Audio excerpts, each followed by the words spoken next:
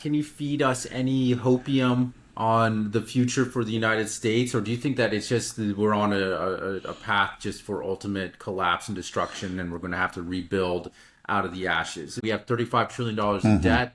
You know, pretty soon, in the way things are going, in 10 years or so, 50 cents out of every dollar you're paying taxes is going just to finance the debt. Like Yeah, that's it's clearly clearly, yeah. unsustainable. Yeah, I think we're like past the point of no return when it comes to fiscal Okay, so reform. no Yeah, hope. basically no hope, just ashes. Oh, so what does that mean? What does it mean when you say Okay, just well, I mean, because ashes? you said it just said we're going to have to build like out of the ashes or whatever. That's a. Right, I I know, don't but know. I don't know. See, that's the thing. It's just that you look on the other side, and I just see a black hole, or just it's chaos. Nobody knows, but I think that's. I know in the last program we're just talking about like the loss of identity. And I think that that's actually, we really have gone, like there was an American identity, there was a British identity, there, so on and so forth.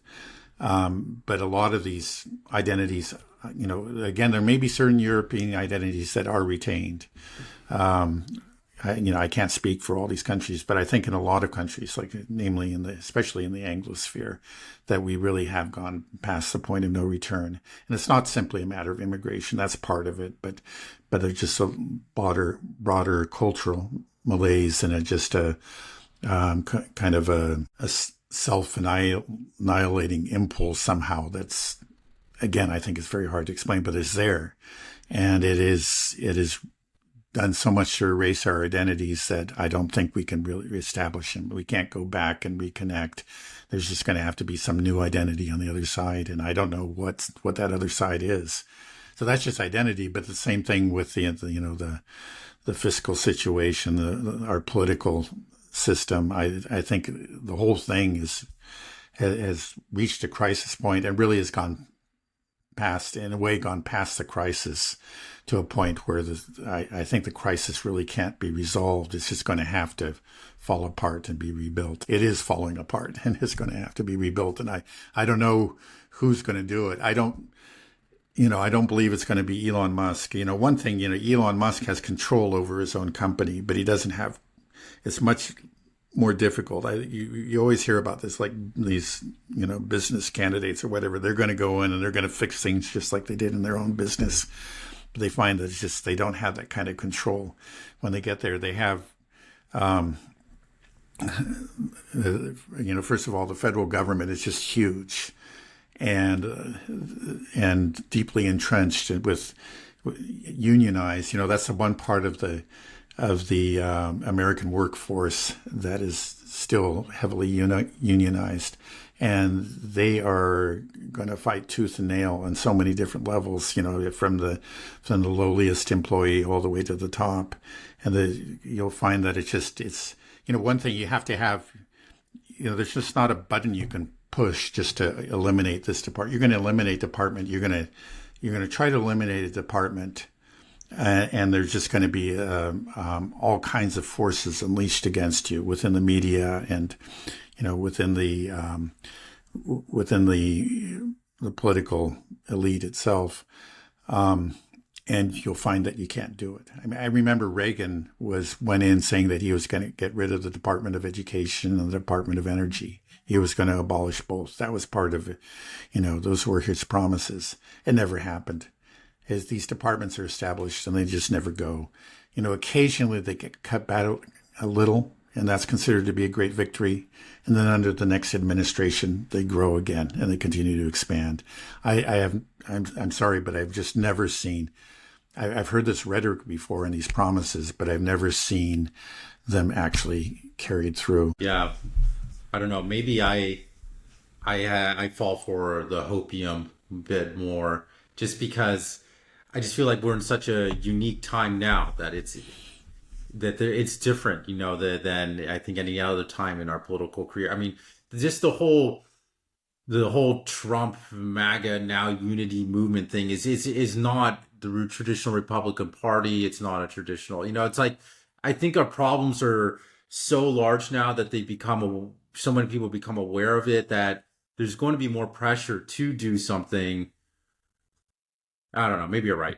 Maybe something's going to happen. Yeah. I don't Well, know. one thing, I mean, I there were want to some, hope, but okay, no, there, well, first of all, like okay, there is, let's say, growing dissent of some kind, dissent from the establishment in the Republican Party, on foreign policy, so far, and other issues. But really, okay, you hear some talk about it on fiscal matters, but in general, it seems to me that the Republicans have just given up the whole fiscal issue. Now, back in the 90s, the Republicans actually pushed pretty hard on that. And, they didn't take the White House, they had the Congress. And Bill Clinton himself was a fiscal conservative. And that was like the last time that the federal debt, the federal debt was reduced. right. And some of these programs, they weren't eliminated, but they were cut back a bit. And, now, all those gains were reversed in subsequent years and under subsequent administrations. But that was the one time, if there was a chance to really do something, it was then. The current crop of Republican candidates, they're just, that's not what they talk about. I'm not hearing about, nobody's going to get rid of Social Security or cut the budget in any meaningful way. I don't think it's going to happen. Okay, good stuff. So crash and burn coming in, who knows, soon. That's where we're headed. Collapse, restructuring, and a new U.S. identity amongst a new sort of global world, multipolar world.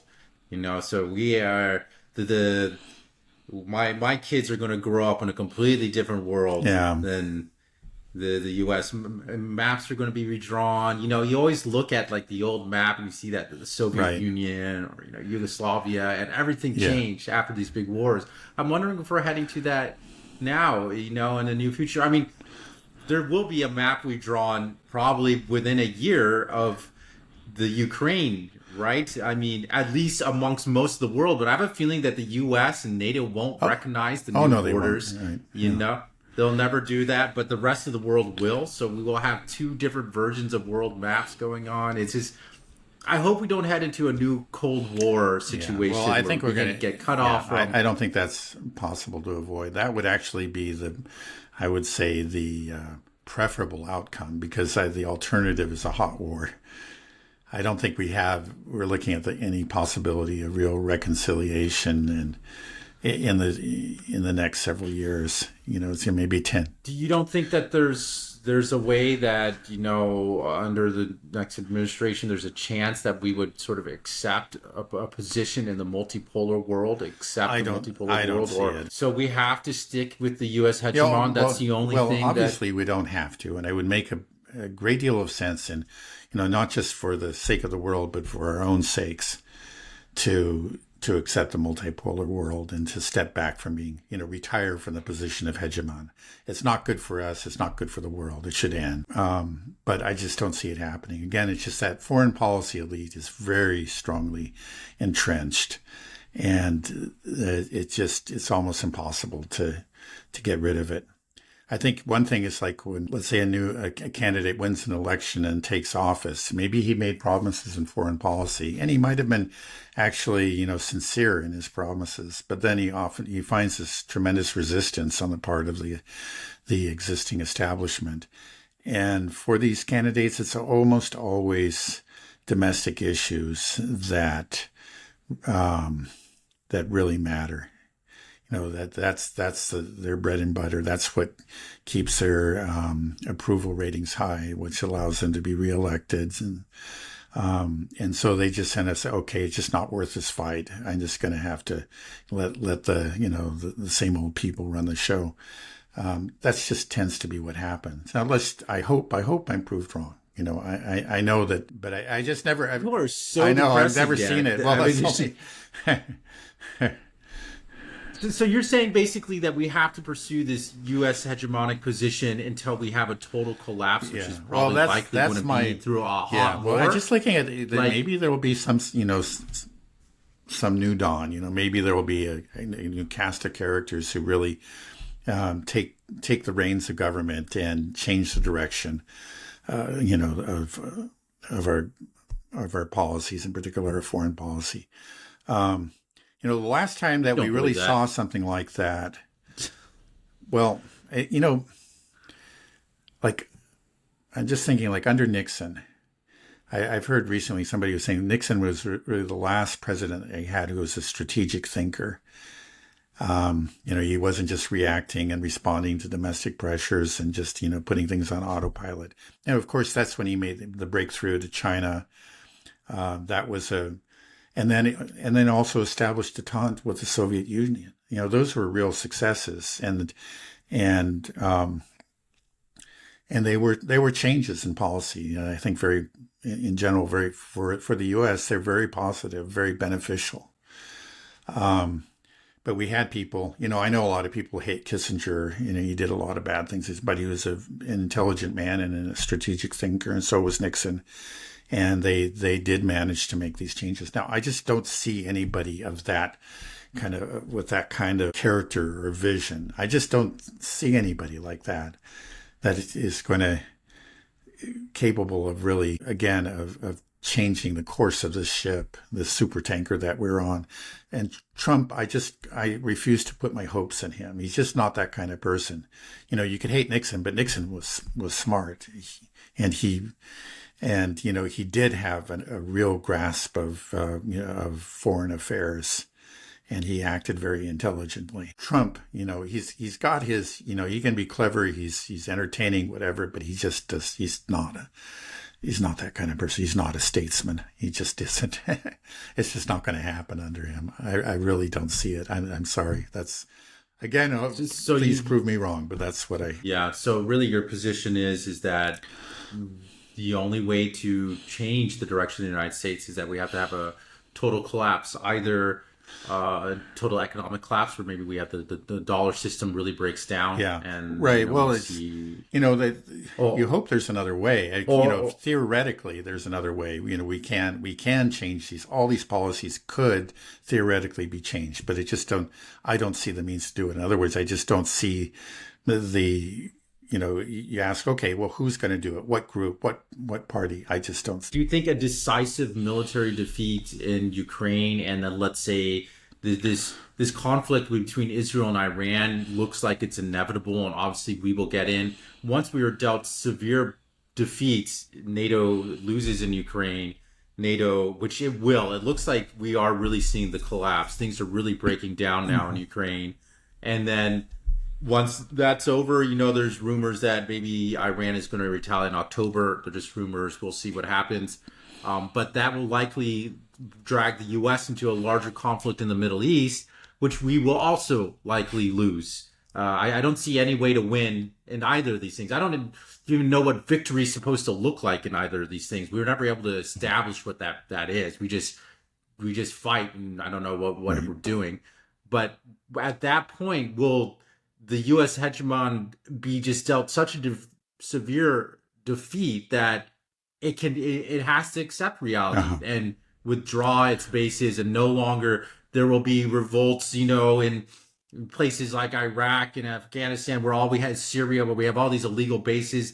They will just be forcibly pushed out, and the U.S. won't have a choice that says, okay, we have to go back. We have to go back home, and then we can start to look at maybe really have self-reflecting and restructuring our own system, our own economy, and our own priorities, and stop wasting trillions of dollars on endless wars, and rebuild and revitalize. Like that's the way I hope we go. Yeah. You know, or do you think that it's possible if we're developed that we get these severe defeats in the Middle East and Eastern Europe? Well, yeah. Or is it just we'll double down and try to start a war with China? Okay, well, it's true that military defeats really can lead to significant policy changes in a country. And I'll just give you one example. It was the defeat of the Russian Navy by the Japanese Navy right at the end of the 19th century. And that did lead to, when was it? It was right around the turn of the century.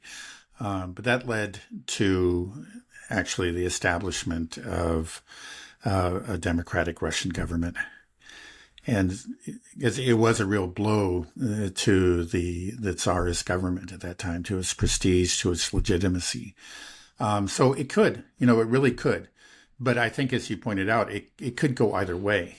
And, you know, so far, like when reality hasn't agreed with this. We've tended the response is always to double down, again and again. So it just may be a further doubling or tripling or whatever down. I yeah I but I'll grant you, that could be a consequence of some kind of defeat. Whether it's in the Middle East or in Ukraine. Now, again, it's just a lot of times it's how things are perceived. We'll see. The important thing, if it's really recognized as a defeat, the U.S., I think the U.S. has been defeated in different ways already, but the U.S. spin machine has kept the American public from seeing that. But if something happens which really just can't be spun, that can't be covered up, and that could lead to a real shakeup and maybe a reassessment and maybe a change of direction. I'll grant you that.